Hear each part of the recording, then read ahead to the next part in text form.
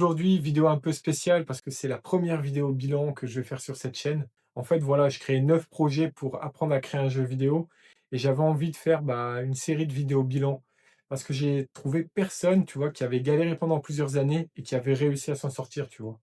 Donc au moment où je fais cette vidéo, j'ai pas encore explosé en termes de vues, mais par contre, j'ai gagné des compétences de malade, tu vois, en C++ et en programmation. C'est-à-dire que j'ai eu mon diplôme il y a quelques années, je l'ai repassé en candidat libre et depuis ce temps-là, j'étais incapable, on va dire, de trouver l'élément le plus gros ou le plus faible, tu vois, dans un tableau. Et la première fois que j'ai réussi à le faire, c'était, la semaine numéro 2 ou 3 ou peut-être un. Vous pouvez aller voir la série de devlogs. Voilà, j'étais vraiment impressionné, tu sais? Et c'est arrivé vendredi d'ailleurs, tu vois? Je me suis réveillé et j'ai vu le code. Je me suis dit: «Waouh, qu'est-ce qui se passe?» J'étais fier de moi, tu vois? J'étais en train de me dire: «Mais qu'est-ce qui se passe là? Qu'est-ce qui vient de se passer? Qu'est-ce qui vient d'arriver?» Parce que j'étais enfin capable, tu vois, de commencer à réfléchir, de comprendre réellement comment fonctionnent les tableaux pour pouvoir justement créer mon propre code sans avoir besoin de faire une recherche. Et ça, c'est un problème qui est commun, je pense, à beaucoup d'entre nous. C'est-à-dire que on ne cherche pas à réfléchir, on veut la solution directement. On se dit: «Pourquoi je vais aller, par exemple, chercher comment, faire un algorithme de tri, si je peux taper sur internet comment faire un algorithme de tri, copier-coller le code. Sauf qu'en faisant ça, en fait, on perd du temps parce que tu fais ça une fois, 2 fois, 3 fois, 4 fois, que la personne qui a mémorisé, ça dès le départ, a peut-être perdu un peu de temps, mais hop, évolue, tu sais, tranquillement. Et voilà quoi, j'étais impressionné de tout ça. Par contre, il y a quelque chose, tu sais, qui était quand même un peu nouveau pour moi, c'était les structures et les énumérations.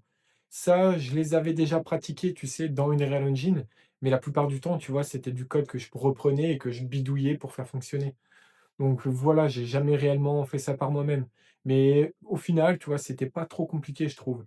Juste la syntaxe à se rappeler et se rappeler que tu peux utiliser, par exemple, tu fais, je sais pas, tu fais une énumération et tu peux faire une fonction, qui a le type, de l'énumération. Enfin, ça, c'est des choses que je savais pas trop, tu sais, au départ. Mais voilà, ça a été quand même assez vite. Et un truc dans le même genre que j'ai réussi à maîtriser plus ou moins facilement, c'est les classes. Parce que ça, j'avais déjà des notions de base de qu'est-ce que c'est la programmation orientée-objet. Par contre, je connaissais pas, tu sais, la syntaxe en C++. Donc voilà, j'ai appris la syntaxe, j'ai appris deux trois trucs en plus et ça a été assez, rapide, quoi. Donc les avec les portées des variables, ça je connaissais déjà. Mais par contre, je fais encore quelques petites erreurs. C'est quand tu dois donc quand tu utilises un fichier .h et un fichier .cpp. Tu sais, j'oublie par exemple si tu as une classe, ma classe, j'oublie d'afficher de faire ma classe, 2 points, ma fonction dans le .cpp. Mais ça voilà, ça va finir par venir. Et quelque chose que j'ai appris, que je savais même pas et que ça m'a beaucoup aidé, quand j'ai fait le jeu en ligne de commande, tu vois? Qu'on a fait un jeu de western zombie en ligne de commande, c'est que, par exemple, tu vois, tu as des localisations. Tu peux créer une fonction qui crée toutes les localisations et tu peux injecter cette fonction dans le constructeur et tu peux mettre aussi d'autres données dans le constructeur. C'est ce qui fait que tu as pas besoin, tu vois, à chaque fois, de les créer ailleurs et donc voilà, tu es tranquille. Mais ça, je savais pas, tu vois? Et quand j'ai appris ça, j'ai été: «Waouh, c'est incroyable!» Par contre, il y a un point où j'ai galéré et je galère encore un petit peu. Là, c'est avec donc du coup, tout ce qui est pointeur et référence.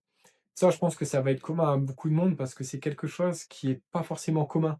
Beaucoup d'entre nous, on est issus du développement web, du développement mobile, où on est étudiant, on a une passion. Donc voilà, c'est ce qui fait que, les pointeurs et les références, on n'est pas forcément habitué et savoir quand les utiliser, niveau théorique, ça va, mais niveau pratique, tout de suite, ça devient très différent. Donc là, c'est en pratiquant, je pense que je vais m'améliorer. Donc voilà les gars, c'est tout pour le projet numéro un. Pour ceux qui veulent, je vais mettre en description une playlist où, en fait, on refait en live toutes les semaines, chacun des exercices et des TP du projet numéro un. Non, moi, je vais m'attaquer au moteur de jeux vidéo 2D. Toi, si c'est pas déjà fait, tu peux t'abonner, aimer la vidéo, la booster et on se donne rendez-vous au prochain épisode.